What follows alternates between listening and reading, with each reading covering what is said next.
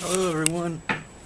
Today I'm going to make an introduction to spirituality video, and it's going to be based on The Matrix, because The Matrix, the first movie, is mostly a analogy for what meditation is and the seeking out of God and that which is hidden from you in our world today. So this is something that the movie is totally about. Other people have made some videos about this sort of thing, and lots of people refer to the Matrix and understanding God and meditation and such. But I want to do a thorough, complete kind of run through of what everything kind of means as you go through, because it's a pretty good basic way to understand spirituality and trying to seek God for new people. So starting off, Neo is searching for God, and this is the scene where he finds Morpheus and the crew through the computer, and he's at his computer all night seeking God. He's thirsty, as the Bible would put it, and he's spiritually hungry, and he knows there's something out there. He can feel it. He's seen enough about the world that he can tell, like Lao Tzu says, he says, "I perceive a creation." After so much studying, he sees a single source behind everything. So, and they even refer to this sort of being in the Matrix movie as the source too. So the everything is completely built like that upon our reality versus God's reality. And so when Neo first meets Trinity, it's kind of like the very first meditation, the very first part of meditation, where you actually touch the other side. And this is akin to just trying meditation for the first time. And first they want to disconnect him, right? He has to be unplugged from the Matrix. So he's stuck in the Matrix, and this is how everybody kind of is that has not seen and felt the one source behind all living things. A lot of people are just so busy in the world, just like it says in the Matrix. Everybody's so busy and caught up with what they're doing, they don't even have time to think about what else might be there. And it's done this way intentionally. There is a veil of misinformation or disinformation that's put out in our society, just like this type of spiritual material and meditation itself is condemned and is not condoned by our Western governments and societies. So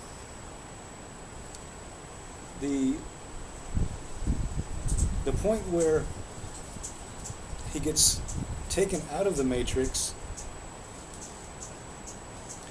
he basically gets informed that, hey, there's this other world, you are stuck in this world, and we're going to try to get you out, and you're just a battery. And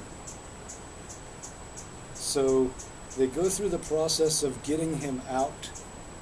This is like when you start meditation, you see that there's another world, and you see that you want to try to jump into that world. And so then they take him out of the matrix, and then he is all of a sudden he realizes he knows nothing about the real world because he's been stuck in the fake world. So he's totally naked. That's kind of the way the Bible says it too. He learned that there was all this other stuff to the world, and he found himself naked because he didn't know anything, but he knew there was so much more to know. So then when they take him and aboard the ship and they're rebuilding his body, this is like them having to unlearn all of the stuff that he's learned from the fake world, and they're having to rebuild him and his muscles, they say, and they're basically having to make him unlearn the stuff that he's learned, and he's having to relearn what he needs to know in the real world. So they start doing programming. They program him with all kinds of stuff: how to fight, how to protect yourself. Who knows what all they train him with, all kinds of stuff. But they trained him and they rebuilt him to where he could function in the real world. This is also akin to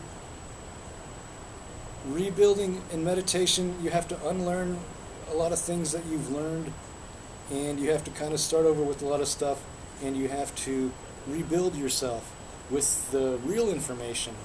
And with that real information, you can try to reach God in your meditation. The real information is how to use meditation, how to function in your meditation, how to manipulate it and things. So after they've rebuilt his body and they've programmed him, they put him into the machine environment, into the fake world with Morpheus. And then he fights Morpheus. And this is akin to him having to confront himself and each chakra in his meditation. So when you go into meditation, you'll have to kind of confront yourself and your past. And this is kind of what Neo is doing. He's learning what was fake in the old world and how to use it to manipulate the mind world. So he's kind of going into meditation with Morpheus, and Morpheus is showing him how to do stuff in his meditation. Morpheus is saying, hey, you don't need to breathe in your meditation. And this is an interesting thing too. When you get good at meditation, you will find yourself not breathing very much. You'll find yourself stop breathing sometimes. It can be alarming, but it's natural. So he tells him that you don't have to breathe. This is not the world that. The world is not like you've been programmed to understand it. It's different. So he's reteaching, or just teaching him basically how to manipulate the mind space. Then he shows Neo that to reach God, you have to make a leap of faith. It's not just something that is given to you.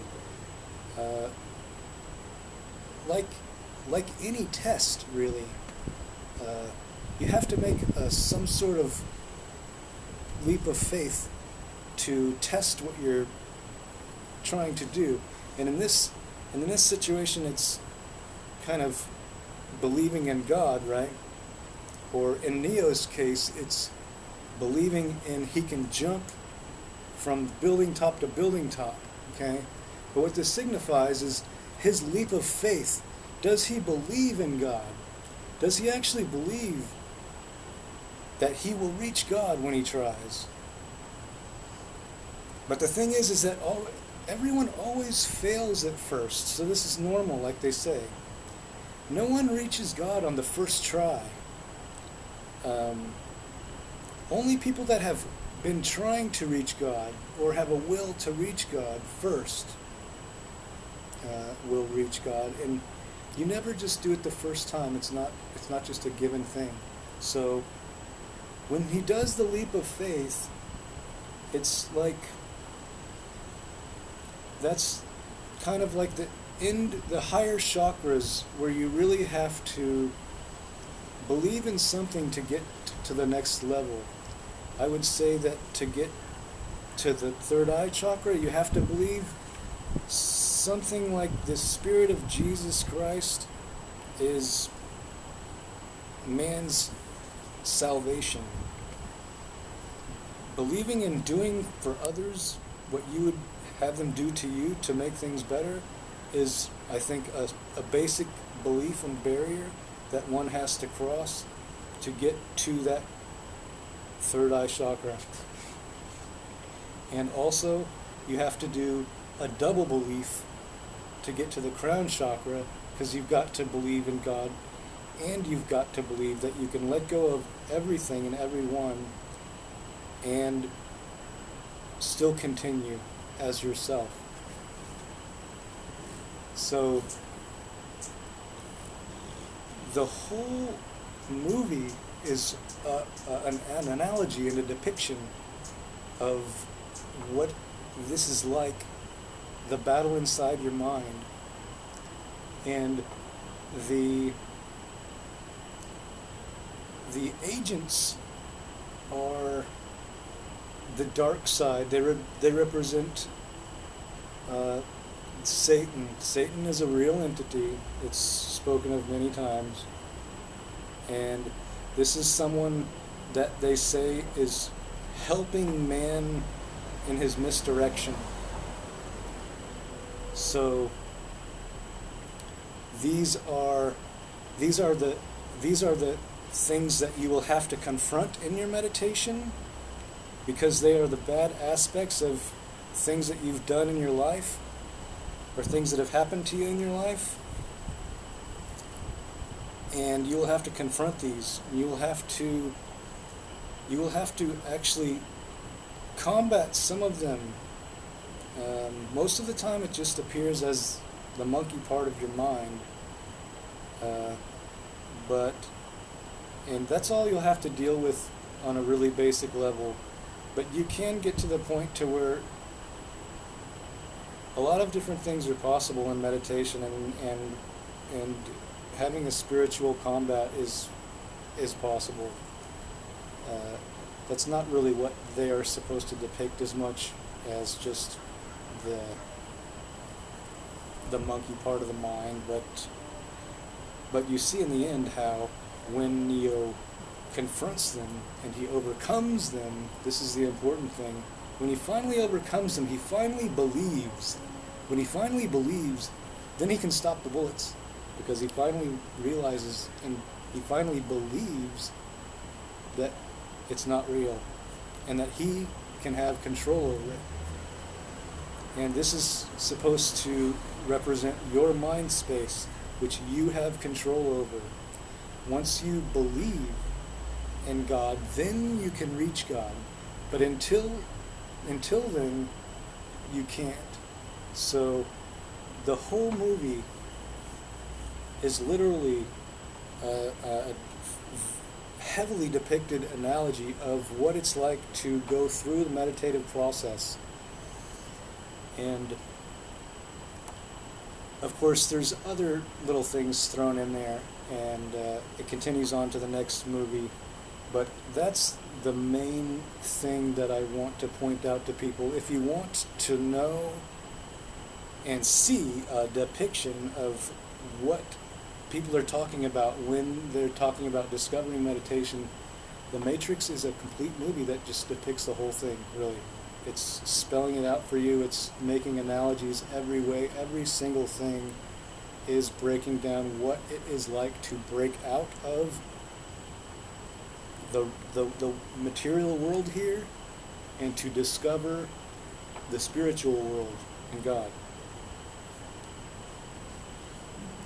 And I think that's about all I want to cover in this video. Thanks for watching.